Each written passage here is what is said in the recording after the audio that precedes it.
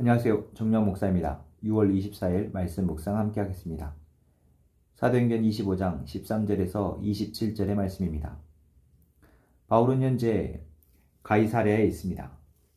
그곳에 유대 총독에 의해서 구금되어 있는 상태입니다. 벨리스 총독이 바울을 구금하였고 2년이라는 시간 동안 풀어주지 않고 계속 그 혐의를 찾으려 하다가 이제 다시 본국으로 송환되어지고 베스토 총독이 부임하게 됩니다. 부임한 베스토 역시 바울의 죄를 찾고자 했으나 찾을 수 없었습니다.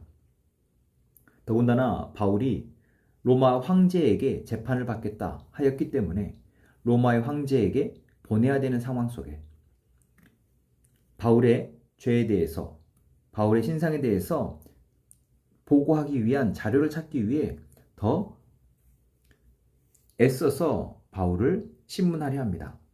혼자 힘으로 하기보다 유대 헤롯 왕, 아그리빠 왕에게 도움을 청하기도 합니다. 오늘 본문의 이야기를 통해서 오늘 우리는 바울이 예루살렘에 왔고 예루살렘에서 유대의 사람들에게 재판을 받게 되어지고 또한 하나님이 로마로 바울을 보내시기 위해서 로마의 종교 지도자들의 손에서 유대 총독의 손으로 옮겨지시는 이 과정, 그리고 그 유대 총독의 날카로운 눈으로도 바울의 어떠한 죄도 찾을 수 없게 되어지는 이 과정을 통해 복음을 소유하고 그 복음을 살아내며 복음을 증거하는 자로서의 삶을 살아가는 우리들이 이 세상의 제도나 이 세상의 법, 그 원칙을 대할 때의 자세를 생각하게 됩니다. 바울이 1차, 2차, 3차에 걸쳐서 전도행을 하면서 이방 지역을 돌아다닐 때 바울을 죽이려는 사람들이 있었습니다. 그 사람들은 심지어 바울이 예루살렘으로 오자 예루살렘까지 쫓아와서 바울은 용서할 수 없는 자다, 바울은 반드시 죽여야 할 자, 소요를 일으키는 자이고 유대의 민족을 해를 끼칠 자라고 모함하며 바울을 죽이려 했습니다. 그렇게 바울이 복음을 전하는 것만으로도, 하나님의 나라를 증거하는 것만으로도 바울은 미움을 받고 박해를 받았던 것입니다. 그러나 실제는 그들이 바울을 비난하고 공격하는 것처럼 바울은 죄를 찾기가 어렵습니다.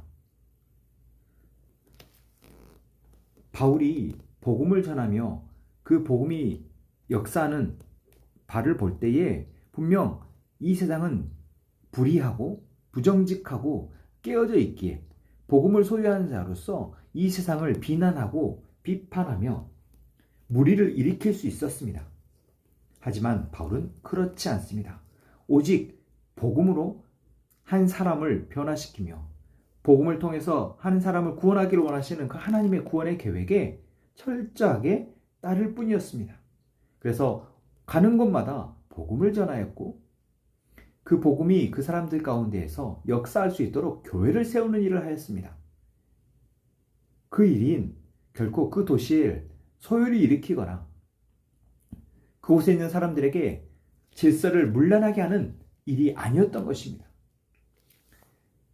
그리고 이 사실을 바울은 누구보다 잘 알고 있었습니다. 그래서 유대의 종교지도자들이 변호사까지 고용하여서 바울을 고발을 했어도 바울은 당당하게 총독 앞에서 자신은 죄가 없음을 변호합니다. 오늘 우리가 바울의 모습을 보며 우리가 예수님을 믿고 이 땅에 얼마나 깨어져 있는지, 이 땅이 얼마나, 살아가는 사람들이 얼마나 부정직하게 살아가고 사랑하지 않고 살아가는지를 알게 되어집니다. 볼 수 없었던 것을 보게 되어지면서 우리는 비판할 수 있고 비평할 수 있는 그러한 은혜도 있습니다. 하지만 그 비판과 비평이 이 세상을 깨어지게 만들고 이 세상을 더 소동을 일으키게 만드는 그때까지 나아가지 않아야 합니다. 또한 내가 예수를 믿는다고 하면서 이 세상의 규칙과 법도를 가벼이 여기는 그러한 모습 또한 우리에게 경계되어야 합니다.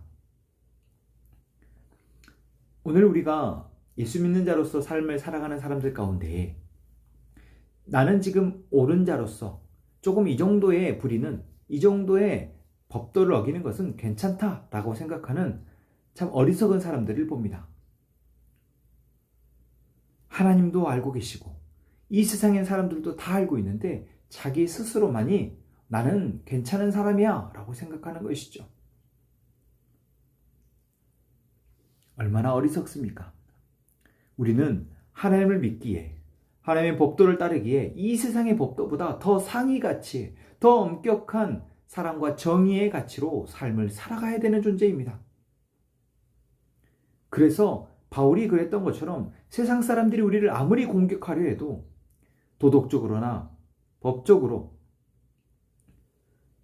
흠을 잡을 수 없는 그러한 삶을 살아가도록 하나님이 우리를 이끌어 가심을 우리는 기억해야 할 것입니다.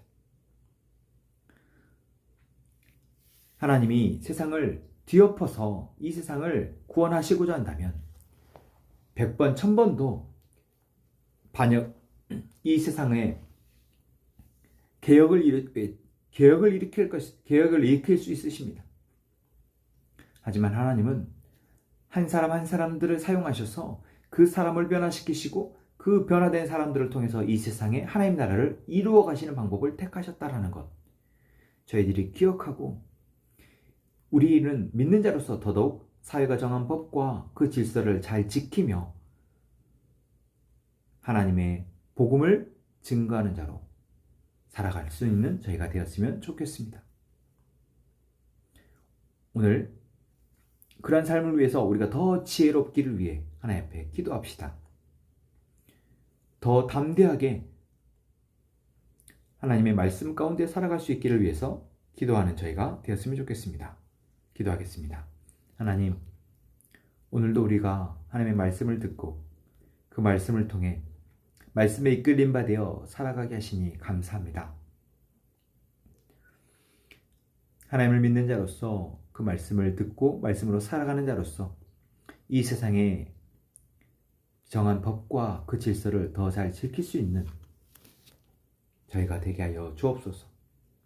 이 세상을 바꾸는 것이 오히려 더 하나님의 말씀 아래 순종하고 이 세상에 정한 사회의 질서를 잘 지키는 것으로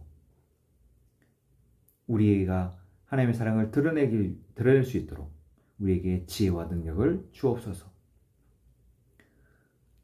오늘 우리로 살게 하시는 하나님이 하나님의 놀라운 은혜를 우리를 통해서 드러내기를 원하십니다. 우리가 이 세상 가운데 살아갈 때 하나님을 믿는 자로서 더 당당하게 그들 앞에 그리스도의 복음을 드러낼 수 있도록 주님 인도하여 주옵소서. 예수님의 이름으로 기도합니다. 아멘.